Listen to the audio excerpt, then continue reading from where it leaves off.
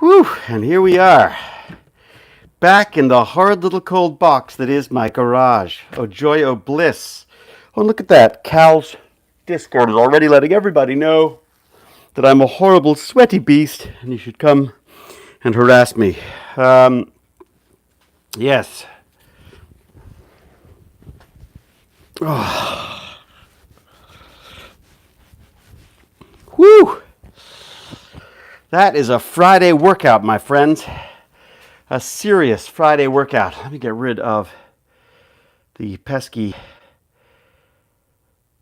outside world so I can enjoy Janelle's company. Janelle and Marco and anyone else who I can't see because I don't have my glasses on. I don't have my glasses on. All right, I better go find my glasses. I better go find my glasses so I can see what's going on. But I did manage to read. Whoa, I'm caught on something. I did manage to read those, so something's working in this retina of mine. Hello, everyone. Happy Friday. It's a weird Friday for me because it's the kids got a day off. Well, day off, a professional activity day or professional development day or whatever the teachers call it. And they get their day off to discuss my child's education, I hope. Who else we got here? We got Shelly Bell. We got Shelly Bell. Laura Richards. Hello, Mandy. And Saz. What's a good name? Saz, I like that. And JLH. How are you, buddy? Jonathan. Oh, hello. I didn't see you there. No, Brim. I didn't see you either because my glasses have completely fogged. Hello? Hello? Where'd everyone go? These are the non-fogging glasses, just so you know. These are the specially designed, expensive glasses that don't fog up when you try to talk to people on a nice cold day. Isn't it a lovely garage? Oh, you can't see my breath today. It's actually not a bad day today. I did a nice long dog walk where I did my podcasts today. I was going to listen to my book, but I thought, you know what? No, I feel like some interesting and somewhat terrifying news from around the world, so I did that. But then I returned to come back to my madness and memory, as suggested to me by the brilliant Prof. Dr. James R. Gurney, who you should all go check out. He's Jim the Evo here on YouTube. This is my Burn&Learn, ladies and gentlemen, and everyone in between. I like to, I can't stand exercise. Hate every second of it. It is a torture device. It truly is, and yet I feel I have to do it. Although while I'm exercising, I feel like I'm wasting time, even though I know I'm not. I know that I must do this. It's good for both my regular fitness, my mental health. Apparently it's wonderful for ADD, which is something that I have the joy of contending with. And but I hate every second of it. So I like to learn something while I'm doing it, and this is all in my attempt to stay alive and fit long enough to enjoy my golden years with my fabulous wife Jane, my brilliant son Sebastian, and my wretched mutt of a princess dog Huzzah. So there you have it. Every day I try to do a little exercise. This is just half an hour. I go half an hour backwards at 5, tension of 5. I don't know what that means exactly. I kind of want to hack into this thing. I should show you this. I kind of want to hack into this thing without breaking it, of course, because it's lasted for almost 2 decades. Because I haven't done this. But there's like a readout on this thing. How do I start it? Can I hear if I do this? If I move it a bit, there you go. So we got a little readout here. And I don't know if there's any way to sort of wirelessly get in there. It's so old. How old is it? Older than me. No, sorry, I'm older than it. But I thought it might be kind of fun to crack this open and see if there's a way to sort of get in there and maybe start having it actually record this workout for me, like record some of the stats on it. I'd love to know what heart rates and all the tensions are and stuff like that. It's that or buy a new one. And I can't afford a new one right now. We've been on strike for way too long. It doesn't look like we're going to do any work until at least January. So I'm going to hold on to my decades-old torture device. I kind of like it, I got to say. There's something about the creaky old thing. It makes terrible noises. It makes almost more noise than I do now. And, it's this, it was a company called Smooth Fitness, I believe. I researched the crap out of this thing. Like, I looked up every possible review there was. I asked people. I did everything I could to figure out which one to get. I settled on this crazy expensive old thing. It was like $2,500 back in the day, like $2,500, and that was almost 20 years ago. So you can imagine those were the Stargate, the halcyon Stargate days when money was no object, and I could afford to have $2,500 machines, which I can't do now. So it's been kind of great, and it's one of the only torture devices that I've managed to stick to, and it's I gave it a little paint job the other day.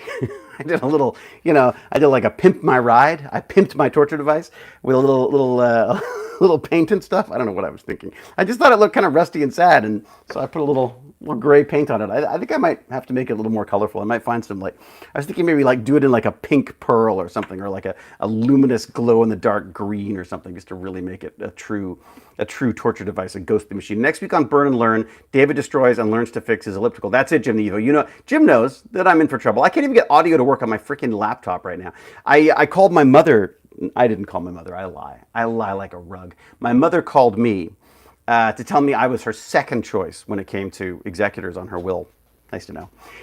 She said, well, in order of people who are most organized, I think my middle sister is a distant first for most of us. She's she's well organized and smart and incredibly motivated. And so apparently I'm the second most organized person, but she says by a great distance. Anyway, so she called to say hi. I couldn't get the audio to work because, of course, I've been trying to figure out how to make it work for the streaming, because I want to be able to capture desktop audio, because I want to be able to hear Lance's dulcet tones while I talk to him and record and stream that.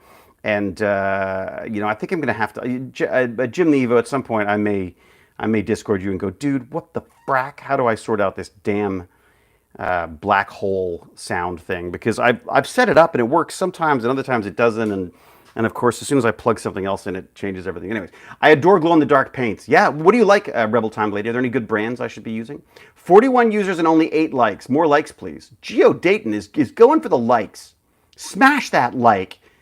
Ring that subscribe bing bell or whatever people do. Do you paint rainbows and unicorns? That'd be good. I should totally do the rainbows and unicorns would be good.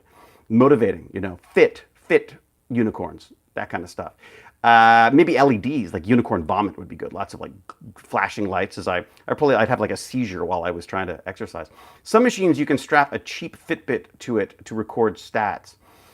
This one came with some kind of a heart device, that you sort of slapped onto your chest and it somehow was supposed to record. It never worked for me. I wonder if I kept it. I might have. If I did, I'll have to find it. Maybe I'll crack it open and see what it is. But I'm hanging in Toronto getting ready for show. Oh my God, Randy! I totally forgot. Randy's got a freaking magic show. Randy the Magic Man. Go check him out. He's got like a magic show. Is it this week? Oh my God, is it this weekend? God, see, I told you, this is why I'm the second most organized person in my family and not in charge of executor wills and stuff. So it looks like Randy's got a show coming up. I totally forgot about that, Randy. I so apologize. This is what happens when you go to Paris. You lose, it's talking about madness and memory. That's, like the book I'm reading. LOL, Ananda's laughing at me. Geo Dayton is already smiling. Michael Hall says, a new Stargate will need Rodney McKay. Am I wrong? You are not wrong, Michael. You are damn right, damn it. Madness and memory, the learning part of my Burn and Learn. Let me discuss this with you because there's some interesting stuff that came up in this. I try to pick out a couple of things while I'm trying not to heave up my own lungs as I exercise. A couple of things that sort of stuck with me that I wanted to pass on after the terrible burn of the Burn and Learn. And the thing that came up that I thought was interesting was yesterday I talked about the fact that the author, who is the scientist behind the discovery of these prions, these non-nucleic acid containing proteins, I guess they are. One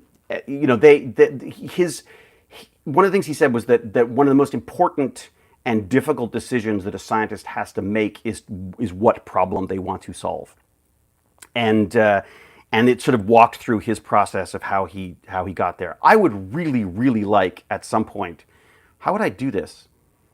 Everybody email me at davidihewlett@gmail.com. And if you are a scientist and you had to make this decision, I've spoken to James R. Gurney about it, but I'd also like to sort of talk to him about it again, how he decided on what he was going to focus on, and because I think those would be interesting stories. I think that'd be a really interesting insight into the way people think and the motivating factors behind what scientists end up studying. He was saying a lot of people end up studying what they've been, they've been interning at, because that's, obvious and easy, and they've got that background, and it's easy to get grants because they've already been doing it, basically. And that he did not choose the easiest way of doing it. It sounds like he didn't choose the easiest way of doing anything. So after choosing your topic, your question to answer, which is the sort of the scientist's job, basically, you have to find out how to pay for it. And I thought that was really interesting. That, of course, you can't get these discoveries without vast amounts of money for experiments and vast amounts of money to attract intelligent people to come and work for you and to help you do these, process the data and actually do the experiment. And he started going through, the grant process and the sort of the hoops he had to leap through to do that. Although what I found really interesting was that he sounded a little bit resentful about some of the issues he had. I did notice that every time there was an issue, like when someone took issue with some approach he was taking or the nature of the work he was trying to do, which was to basically just sort of purify these, what they thought at the time was a slow virus down to small enough amounts that they could start basically figuring out what it's made of from a chemical standpoint. The sense I get is that they were trying to whittle it down so that they could find the smallest amount of these whatever they were, because they didn't know at the time. It turns out to be prions, I guess.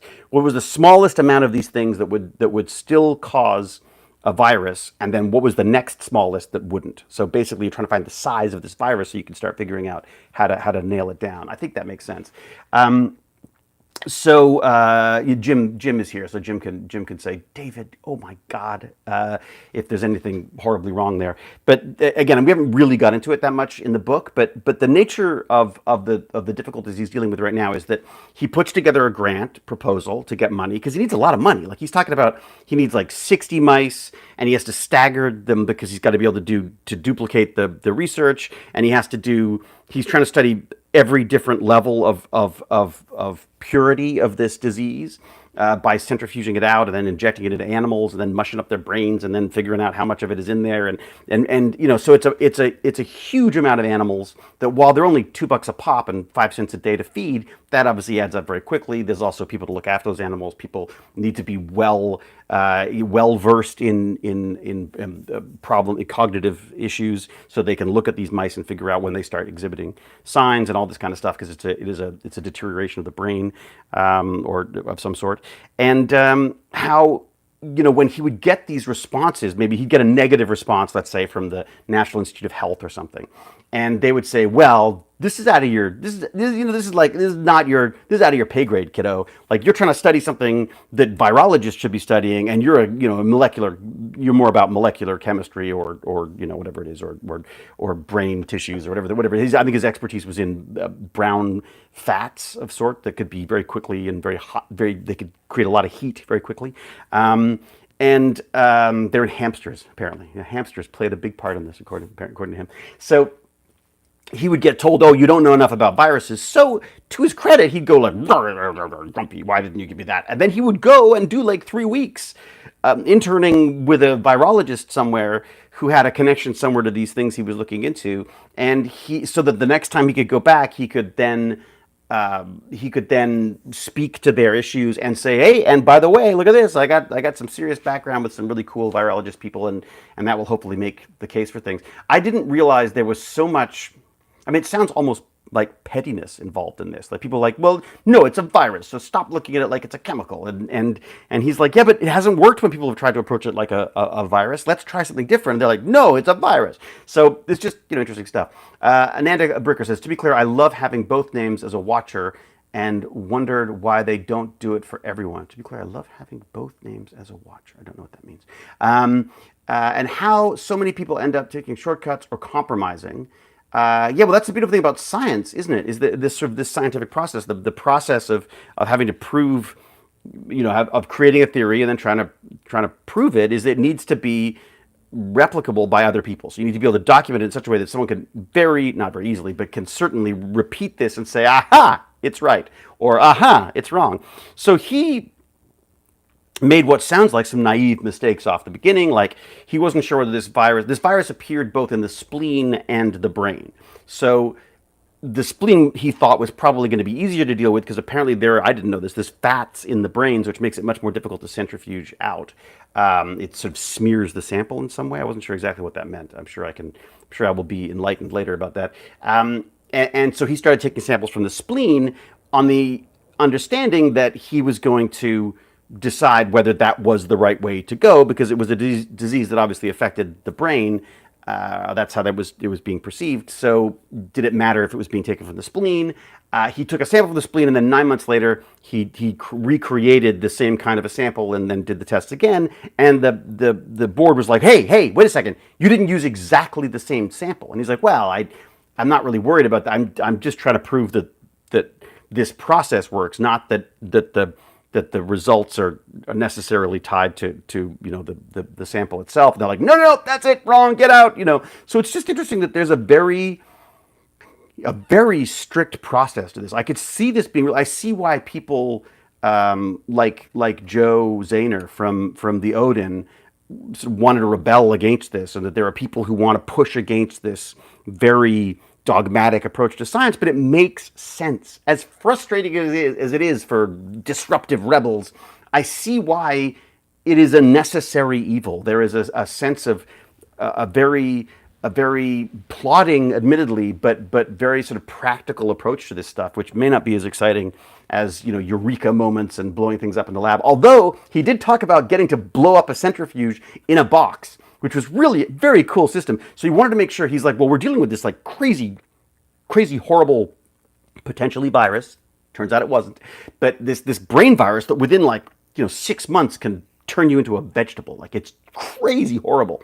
Oh no, this was the scrapey one. Or maybe it wasn't. Anyways, but the point being is, it was a brain disease that, yes, he was tying it potentially to a human one as well. But this horrible disease that affected sheep at the time, and he doesn't want, like, what if a centrifuge? Let's say they didn't put one of those little tubes in a centrifuge, so the centrifuge just spins crazy fast in a circle and can sort of separate things, so the heavier things will go into pellets on the end, and the other stuff will get suspended in the fluid, and depending on how fast it spins and how long it spins and all that kind of stuff. He was worried, what if one of those things flung off and hit someone in the face, and then they got infected, and he doesn't want his freaking researchers dying of horrible memory and brain deterioration. So he wanted to test the system. So he went to the manufacturer and said, hey guys, can we blow up one of your centrifuges? And they're like, yeah, sure. And they give him a centrifuge. He puts it in one of these special protective boxes. And I thought this was really cool, they took a bunch of Petri dishes and just put them all over the lab. And then they spun this centrifuge up until it failed. So way beyond how fast it was supposed to go. And they let it just grenade itself, like my poor little Toyota Tercel did back when I didn't realize you're supposed to put oil in it. I literally did that. I blew my engine up because I forgot to put oil in it. Not forgot. I literally didn't know. I was like, well, no, it got oil. I bought it with oil. I thought that was it. I was young. Oh, those young days. Anyways, so he blows this thing up, and sure enough, inside the box, there's the virus. They didn't use the deadly one. They used a different one, I'm assuming. They found this I don't know what this bacteria or virus, I can't remember what they used. I think they used a virus.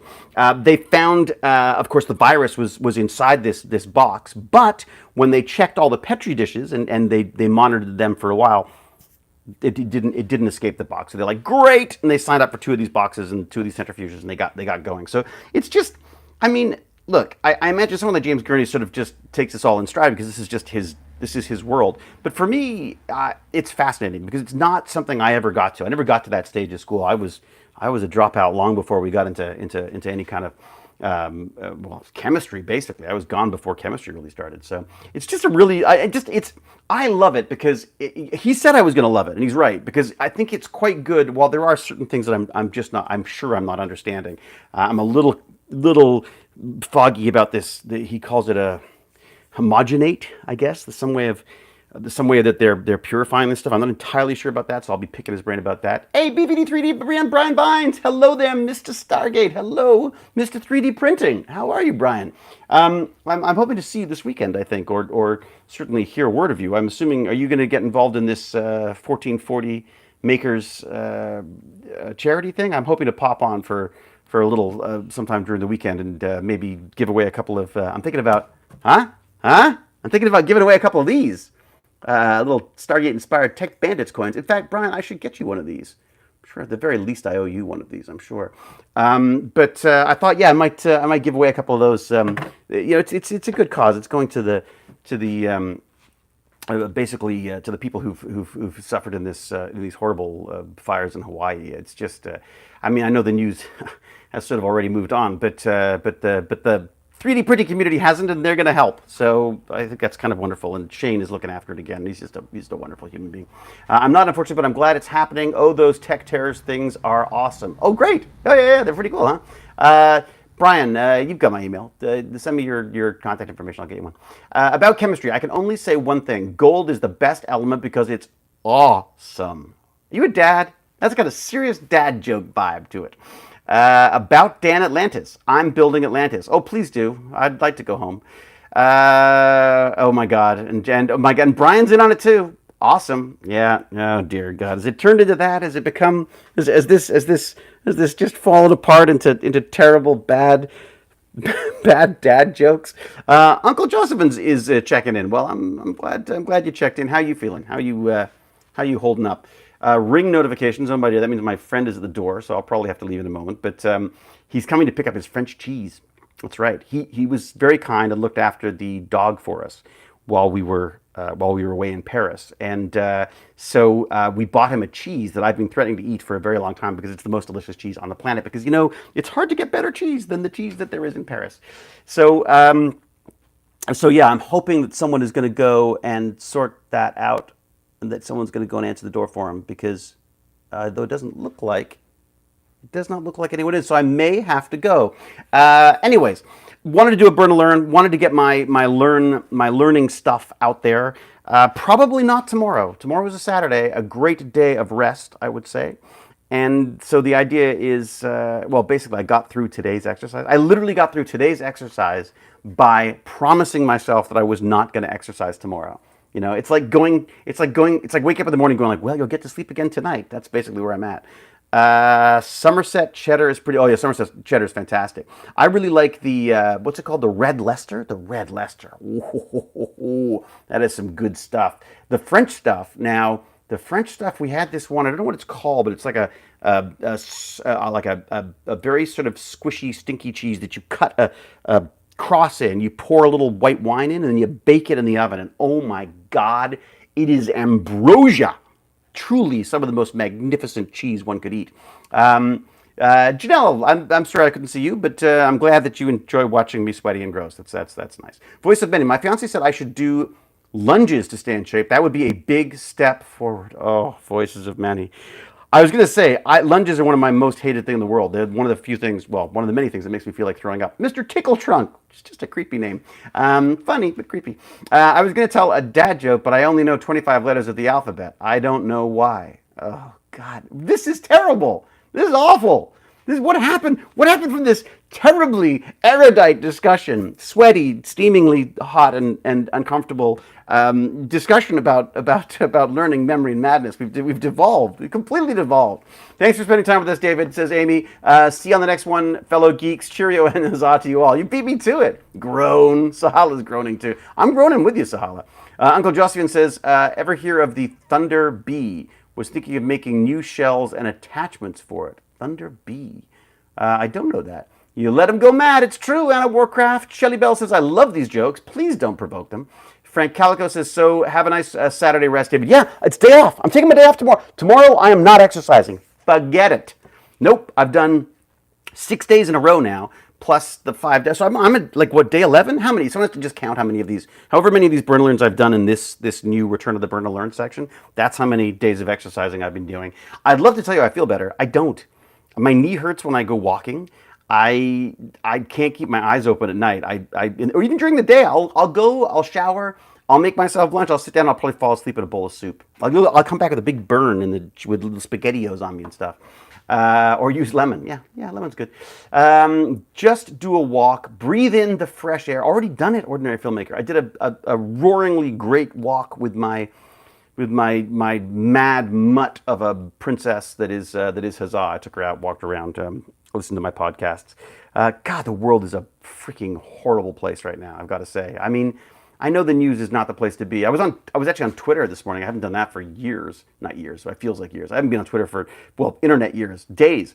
Sort of been trying to avoid it, and I don't know why I popped on there. I guess I saw Guillermo was out doing his location scouting in Scotland, and I'm so jealous. I'm so excited to see what he comes up with next, because he's just genius. I'm just hoping that he's got some little thing for me to do, because he is the Gandalf of Hollywood. That man, just amazing. The only exercise I will do willingly is lifting tacos to my face hole. Eternal noob, I was with you until I hit my 30s, and then I started expanding like a giant bag of taco. If you've got knee pain, there may be an insole that you can get for that. Podiatrist. Yeah, Kaylin, it's interesting. I definitely find that the longer I wear my running shoes, the worse worse my knees are. So I get to a point where I go I think I need new shoes, because that's when I start noticing my knees and stuff. So the 40th metabolism drop. Yeah, Sahala. How do we speed that up? I talked to a friend actually about, one of my friends was using, I didn't know this, was taking Ozempic. Is that Ozempic? Is that's the one that you take and you can lose 15, 20 pounds without really doing any work? And boy, it did not work for him. He said he lost weight very easily, but he was so sick and so brain dead the whole time. He just couldn't, he said it was just mind mush. It destroyed him. So yeah. I'm a tech optimist. I've always said this. I'm very, very excited about the idea of any kind of medical enhancements that will make me look more handsome, within reason. I get a little creeped out by some of the stretches and the such that people get done. But at the same time, I feel like if there's medical solutions to things, then for God's sake, why not? My son said if they find anything wrong with him, if he goes to the doctor, they find anything wrong with him, he doesn't want to take any medication. I was like, really? He said, no, I'm not anti-vax. I thought it was kind of cute. He was like, I'm not anti-vax. I know you're not, because we make you get vaxes. In fact, you know what? I should mention to him he should get a new one. We got a new one before I went to Paris this year. So before we went and did the Paris manga and sci-fi expo, which I got to tell you, I'm assuming it's on every year. If I could go every year, I would. It is just the most extraordinarily wonderful experience, both being in Paris, being a part of that con. The people who run it are lovely. The people who go to it were so just charming and respectful and funny and talented. And I just really, Stargate's old now, like me. Stargate's been around for a long time. There aren't as many people lining up to see this old bag of flesh than there used to be. And as a result, I have more time to talk to people. So I'm actually enjoying myself far more than I did when I was being forced to rush through and sign and bye, goodbye. I hated it. I hated feeling like a signature factory. What's wonderful now is that I actually can revel in my fellow nerds stuff as well. So that's been kind of fun. I sort of assumed, I was worried that as the years went on, I would feel less comfortable about that. About the idea of oh God, I'm not the big Stargate draw I used to be. But what I've discovered is that it's ego aside, if you can sort of remove that ego part of it, there's another book that my friends recommended. I'll have to look it up. But I listened to a little sample about it, and it talks about how, if you have any modicum of success in your life, how much more difficult aging is, because you are constantly, we are as a species have a tendency to want to constantly outdo ourselves, and at some point you're going to reach a level where you won't be getting the same. You're just not going to be as on the ball and as sort of in demand as you were as a younger soul, and that his suggestion seems to be, from what I've, just from a nutshell perspective on this thing, is how do you transition? How do you pivot into something else where you can enjoy what you've done so far and build on it perhaps in a different way. I mean, that you become, what he talks about, like crystallized knowledge or something, where you're not, instead of the ability to sort of like very quickly adjust and change and disrupt, you become more of a crystallized knowledge. Certainly me, more like a gelatized knowledge, where you are, your knowledge becomes useful, your wisdom becomes useful, and you can start contributing and succeeding in a different way. And I just think that's going to be interesting, because I see a lot of people struggling with it. I see a lot of people. It's funny when we talk about like plastic surgery and stuff like that. I see people struggling with age, and I suppose I've been very lucky. I've always known I wanted to be an actor, so that's been very helpful in keeping me sort of focused in my own weird meandering way. And I've also always been old.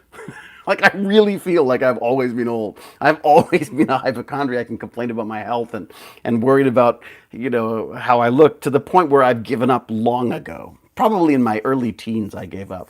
And as a result, there is a certain sense of wonderful calm that comes with that. But that said, I am not beyond a little bit of exercise to try to keep myself looking. I gotta keep Jane interested somehow, because I don't want to lose that. That is a lucky charm. I don't want to give up. So there you go. I used to have a single shot SA80, then picked up then more modern M4, which I've had for years, still works well. I don't know what any of these are. A single shot of these cameras, or you surely have a more relaxed life compared to the Stargate days. In some ways, Frank Calico, in some ways, there is a wonderful escapism to working. As I think one of the appeals, one of the addictive natures of what I get to do as an actor, and somewhat as a filmmaker and stuff. I mean, if I ever get into that stuff again, is that you're like picked up and placed in a bubble when you're working. I mean, you just don't have time for anything else. You have your family comes in and says hello, and you hang out and you have sort of these hazy, wonderful dinners and stuff, and they go off and you go back into your bubble of work, and it's a very, I mean, it is comfortable. There is a comfort to it, though there is a lot of work involved, I would have to say, and it's not without stress to some extent. I think there is a comfort to working, and an isolation, a wonderful isolation in a way that comes to work that I think I find very addictive. I miss that. I mean, one of my favorite places in the world is a movie set. I just love it. I absolutely love it. Movie, TV set, but specifically films, because everyone has a singular purpose. Everyone wants to make a great movie. TV sometimes is just about earning a living for some people, and I suppose that's the case with films as well. But it seems less in films. Certainly, films I'm in, they're all so cheap that people generally have to want to be there, or they're not going to do it. Loved The Shrine. Yeah, The Shrine was fantastic, and that was wonderful. That was just, I mean, what other genre allows you to basically die in numerous episodes, but not die and come back and get to do all those? I mean, if that was any other series, if that was ER, I'd be dead at the end of the episode. You know what I mean? But because it's science fiction, no one ever dies in science fiction. That's what I love about it. I'm fortunately not there, but I've heard great things, and it's dirt cheap. What's that? Where are you? What are we hearing about? I think we are going to get in trouble if we keep taking Mr. H off track with our topic convo. It's not hard to look. I could get myself off track very, very well. I was diagnosed with osteoarthritis in my knees at 30, so I've been on glucosamine for 13 years, Rebel Time Lady. Wow. Glucosamine, we used to take a lot of glucosamine. We used to give it to the dog, too. I remember I used to take one for myself and then one for Mars Bar, because Mars Bar had terrible hips. There wasn't hip dysplasia. He just had these ridiculous, little tiny ball joint in a giant cavernous, whatever it is the joint that it sits into. So he had this little tiny ball joint on this giant, hip joint, and it would float around. And as he got older, it got much more difficult for him to walk. I see her gait has changed a bit since she's got older. I'm a little worried that maybe she's going to start suffering from the hips as well. Worked for the cat. Oh, did it? Oh, good. With a shattered pelvis. Really? What is the science behind it? It's proven to be good, the glucosamine thing? Is that are you taking jabs, or are you taking tablets? Or no, it wasn't glucosamine. I'm so sorry. Was it glucosamine? No, it wasn't glucosamine. It was the fatty acids. That's what it was. It was the omega things. That was it. The glucosamine. Can you take glucosamine? I don't even know. Josephine, it's even crazier when you go and spell it out like that. What's that? Probably either that or a needle for the movie about how much like again. I love it. Okay, I can't go back far enough. I'm gonna get completely lost. I have a Cavalier. She's only 2 years old, but the breed is well known for developing all manner of health issues in later life. The purebreds are the worst. I mean, they're gorgeous usually, but or fugly generally, but we always get mutts. Always get mutts. We always get pound rescues. I can't bring myself to spend money on a dog. I mean, to buy a dog. I feel like, you know, I've been to the pound a few times, and there's just so many freaking lovely animals there. Whether they're, youthful ones, old ones. I just want to bring them all home. I'm a giant suck when it comes to that. I mean, God, if I had my way, we'd have a giant animal sanctuary. In fact, maybe we will. I mean, Baz has been watching a couple of YouTubers who have some crazy exotic animal sanctuary out in California. I was saying, like, well, we got fields in England, so potentially, if we end up moving back to Warwickshire, potentially we could have some kind of an animal sanctuary. Oh my God! As long as, well, what am I saying? They don't have to get me up early in the morning because I've got a dog that does that. My son's alarm went off at 7 a.m. for school, but he didn't have school today, so he slept through it. He lay there with his phone beside his face, blaring away. So I got up, went down, turned off the phone, came back up. The dog had taken my place in the bed. Like, literally, my entire part of the bed was just huzzah. So I tried to kick her off. I gave up. I was awake, so I wrote a little blurb. Been working on some upgrade required stuff, which has been a while since I've worked on that. Wrote a new pitch for that, which is kind of fun. And then wanted to go back to bed, frankly. But I took the dog out and made some breakfast and had a lovely chat with my downstairs neighbors, the ladies who have taken over my lair, who are living in my lair right now. They're just lovely. Them and their friends came up, and we sat around talking about movies and their lives and stuff. And I got to say, it's just so much fun having university students to chatter with. It's just their energy's fantastic. Their interest, their them making connections is wonderful. Watching them make connections, like I'll talk about something and they'll go like, "Oh my God, it's like this course I'm taking," and I'm like, "Oh my God, what's the course?" Yeah, it's just very cool. Anyways, filmmaker, go for it. It's so much fun. Ordinary filmmaker, go for it. What is ordinary filmmaker? Let's go see. What has he just said? That's going to be the movies I watched tonight. It's been a few years, so I forgot what happens. What's the movie? What movie? I want to know what movie. I started watching a Dog's Breakfast. Oh, I hope so. Yeah, that's silly, absolute silliness. But God, still one of my favorite movies. I so enjoyed making that. Dog's Breakfast. Yeah, well, it's. I mean, look, it's absolutely ridiculous. It is slapstick stupid, basically. But I wanted to make a movie that would make my father laugh, and one of my father's favorite movies was Johnny Dangerously. Like literally, I just the cheesiest movie. He is the most, he's a doctor, he's erudite, he's such a smart, intelligent, serious man, quite scary at times.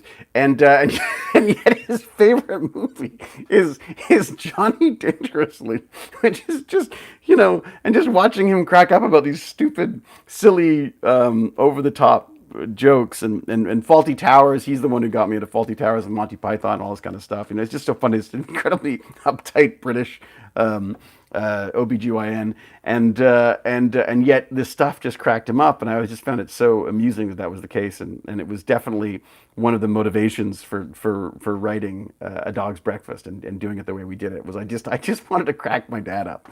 He's just such a goof. When you get him laughing, it's such a joy to see my father laugh, because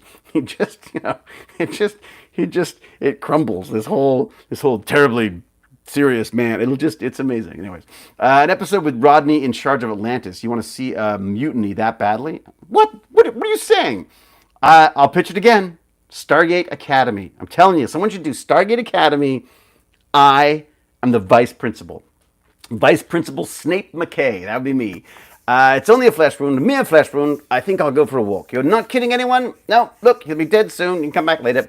Yeah, absolutely fantastic. The father was your father was a hamster, and your mother smelled of elderberries.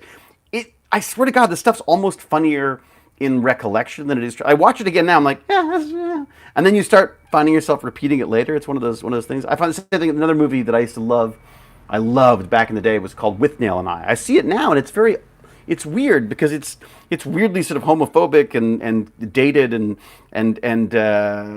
slightly offensive, honestly, in some ways. But my God, it made us laugh, and it was so extraordinary, different, and rebellious, and fun. Again, I feel like in retelling the movie, you almost get as much, if not more, joy from it than the actual movie. All right, everybody, I'm getting cold. I'm getting cold. I'm getting hungry. Time to go leave the icebox cavern and go inside and get myself some food. See what my son's up to, my wife's up to, all that kind of stuff. Make sure she's thrown the cheese at our friend who came by to pick it up, I hope. I will not see you tomorrow. Well, I might see you tomorrow because I'm hoping. I'd really like to pop in on Tech Talk because I haven't seen Barnacules or Ox for weeks now, and I'd love to catch up with them. And I also really want to pop in on the 14.4 makers, the fundraiser there. So please go look that up. Also, if you wouldn't mind, go visit techbandits.org, where you can sign up for my email of awesomeness. It went out this morning. Another exciting episode went out. Videos, pretty pictures, some text and stuff, and then I read the whole thing for you anyways. So you don't have to read it. You can just look at the pictures and listen to my dulcet tones as I read it all out there for you. So please go check that out. So until we geek again, I will say be safe, be kind, be brilliant, cheerio, and huzzah!